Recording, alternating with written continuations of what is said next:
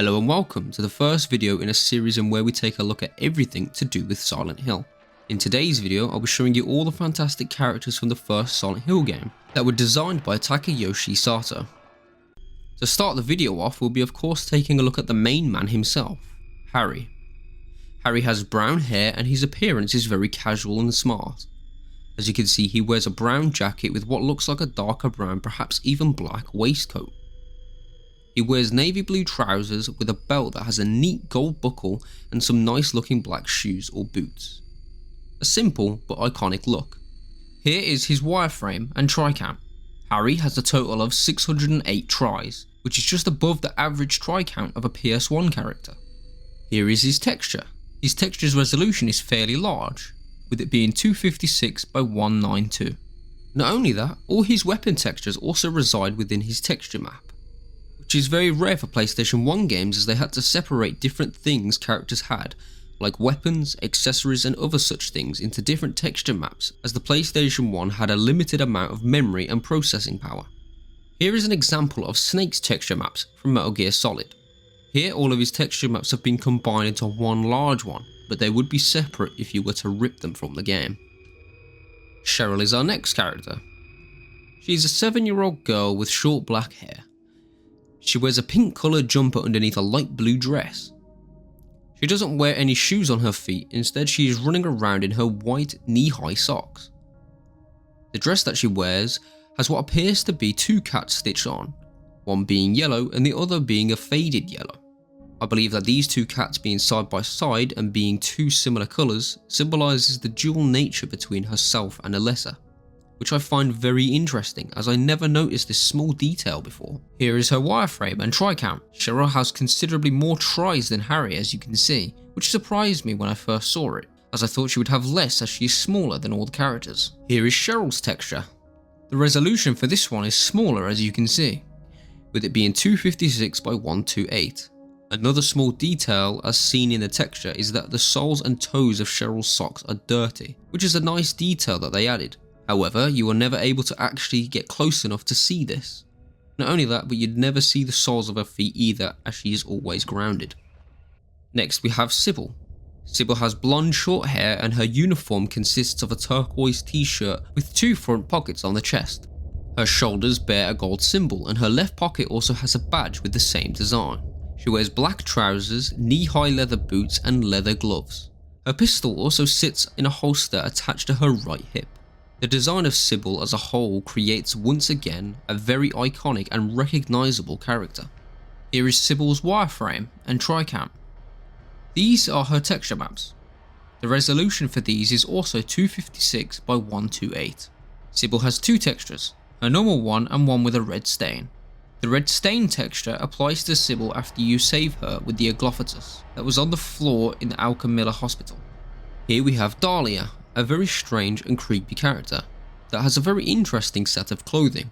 Dahlia has silver-like hair and wears a veil on top of her head. She wears a brownish robe embroidered with some sort of pattern on the very bottom of her robe and the bottom of her shoulders. Her arms have black sleeve, which shows us that she is also wearing something underneath the robe, as well as a white dress that you see peeking out of the bottom. To top her weird and creepy design, we see her barefoot. Not only that, she is also wearing a black and red striped tie, which really throws me off. This is due to the rest of her clothes resembling that of a nun, and showing us that she is religious. I've never understood the tie that she wears, and why she is wearing it. Let me know in the comments as to why she is wearing the tie. Here is her wireframe and try count. Here is her texture map. Again, her texture is the same resolution as the previous two. The next few characters will have the same resolution. Here we have an interestingly obscure character, Michael. Michael reveals to us when we encounter him that he is a doctor. However, his choice of clothes say otherwise. He has slicked back black hair and dressed smartly in a grey suit with a white shirt underneath that has a dark green tie neatly tucked under his blazer, with smart black shoes. He also carries a black briefcase, which further adds to his obscurity and businessman style. As previously mentioned, he said that he is a doctor. However, doctors are commonly depicted in white lab coats, wearing gloves and wearing a stethoscope around their neck. All of this combined, especially the briefcase, make Michael an interesting character. What has he got in that briefcase? Is he hiding something? Here is his wireframe and tricam. This here is his texture. Now for perhaps one of my favourite characters in the game, Lisa. Lisa has long blonde hair and wears a white nurse cap atop of her head. She wears a red fleece on top of her white dress. Both her fleece and dress have a badge attached with either the letters S, O or S, D. To top her appearance off, she wears red heels. Lisa is one of my favourite characters in the game as she is interesting, and her story in the first game is quite sad and unfortunate, especially once she found out she was dead and trapped in the other world, and how she kept asking Harry to stay with her. Here is her wireframe and tricam. Here are her textures. Her second texture is what you see towards the end of the game when she's changed. As you can see, she is covered in blood. Her eyes are basically covered with it, her dress soaked in it too. Here we are now onto our second to last character of the game, Alessa. Alessa has 3 different versions of herself that I'll be showing. This one here is her child form. Her design here is very identical to Cheryl, the only difference here is her clothes. She wears a navy blue school dress as her uniform and black school shoes with white socks that go just below the knee. Her white collar sticks out and goes over her shoulders, and under her neck is what seems to be a bow that has loosened up a lot, or perhaps some other kind of neckwear. Here is the wireframe and tricam for this form of Alessa. As you can see, Alessa here only has a few more tries than Cheryl. Here is her texture. Here are 2 obscure characters that we only see once in the entire game. That one chance we get to see them is very brief, and it's towards the end of the game in the nowhere level, in a flashback sort of section where we see these 2 with Dahlia and Michael standing around an occupied hospital bed. These 2 also do not have any names, other than what their file name is.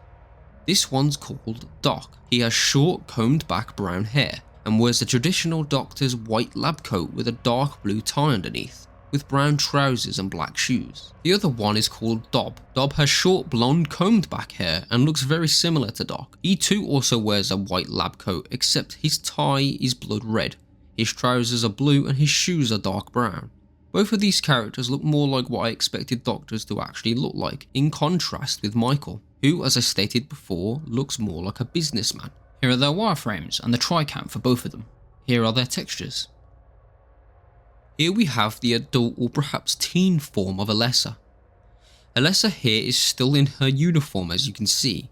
Her hair has now gotten longer and is put into a ponytail with a red bobble.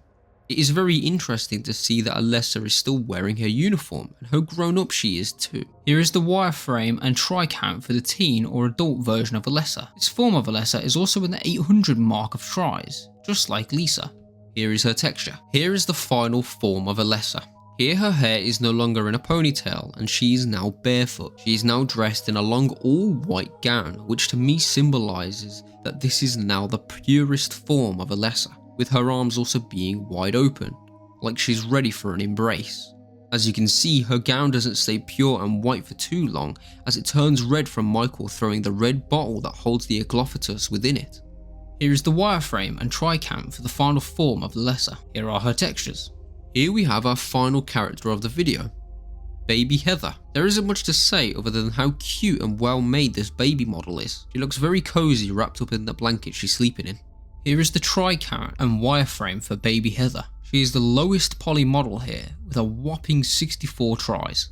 Here is her texture. This is the smallest texture I've seen so far with the characters, with it being 64 by 32. Well, that's all the characters within the first Silent Hill game. Again, we have Takayoshi Sato to thank for these amazing characters we've seen here today, as the design and textures of all these characters are fantastic.